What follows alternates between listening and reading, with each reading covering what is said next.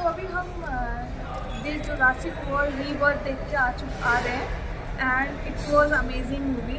4DX में देखिए, experience कीजिएगा, 4DX का एक्सपीरियंस कीजिएगा। इसमें क्या होता है बेसिकली, तो आपकी चेयर्स होती है। सपोज सी आ रहा है, सी है, सी में आपकी बोट जा रही है, मतलब कैरेक्टर्स की बोट जा रही है, तो उससे क्या होगा, वो एकदम वेव्स की तरह आपकी चेयर भी मूव करेगी एंड थोड़ी थोड़ी जब हवा चलेगी तेज से तो हल्की हल्की हवा भी आपको आएगी।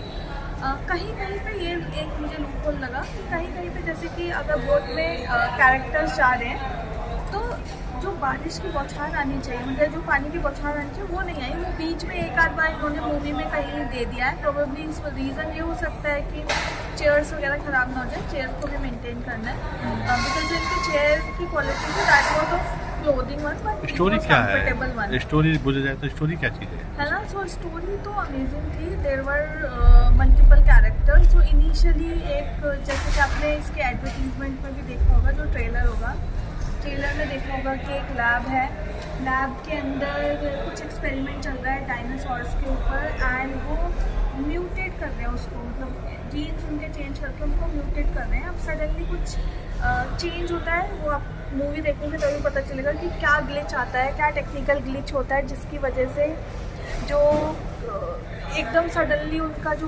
प्रॉपर सिस्टम होता है जिसमें वो बायोलॉजिकली डायनासोर्स के बायोलॉजिकल जीन्स को चेंज कर रहे होते हैं, कुछ उनके लैब में प्रॉब्लम हो जाती है। That lab was on separate island, वो कंप्लीट सेपरेट आइलैंड पे थी। फिर एक कोई आता है स्टोरी में, वो कहता है कि भाई हमें जाना चाहिए 20 से 25 साल बाद।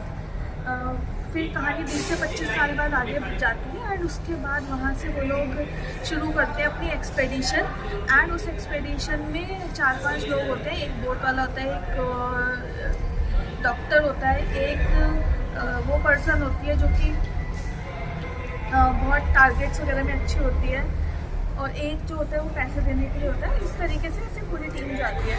फिर बीच में क्या होता है, जो उनको ना एक फैमिली भी जा रही होती है, बट फैमिली अपना कहीं और घूमने जा रही होती है। उसमें एक फादर होता है, 2 डॉटर्स होती हैं, एक डॉटर का बॉयफ्रेंड होता है। तो वो जा रहे होते हैं, सडनली जब वो सी में होते हैं अपनी बोट पे, तो उनको कोई हमला होता है। बिकॉज वो था, एक डायनासोर था जो कि बहुत ख़तरनाक से डायनासोर था जो कि स्विम कर पाता है, और स्विम करने के बाद फिर वो क्या कहता है, लाइक उनकी बोट पे हमला कर देता है। बड़ी मुश्किल से वो लोग अपनी जान बचाते हैं, और फिर वो उन्होंने अपना रेडिएशन, जो रेडियो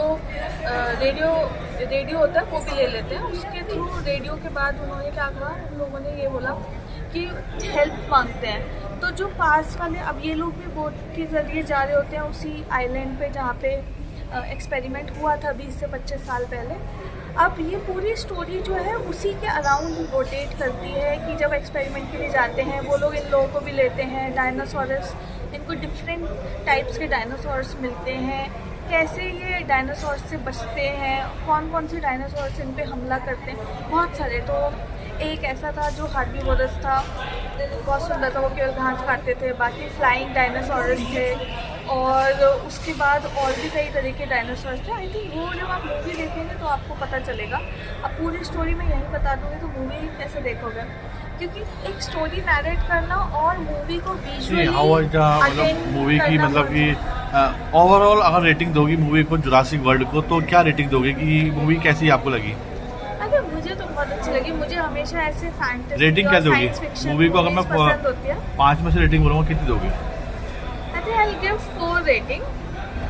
1 रेटिंग में इसलिए हटा दूँ बिकॉज मुझे 4D का एक्सपीरियंस बहुत ठीक ठाक लगा, मतलब कुछ ऐसा बहुत ज़्यादा अमेजिंग नहीं लगा। बहुत से जो लोगों में क्रेज है 4DX का, हाँ, तो आई थिंक एक्सपीरियंस करने को करना चाहिए। अच्छा, हमें 4DX इम्प्रूवमेंट करने की ज़रूरत है। 4DX मूवी हम इंग्लिश देखें या हिंदी देखें, कौन सी प्रेफर करेंगे लोग?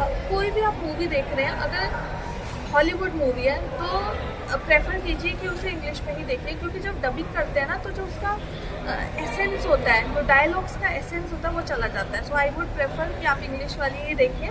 स्टिल अगर आपको देखना है हिंदी मूवी भी देख सकते हैं, डबिंग भी कोई इतनी ख़राब नहीं करते हैं।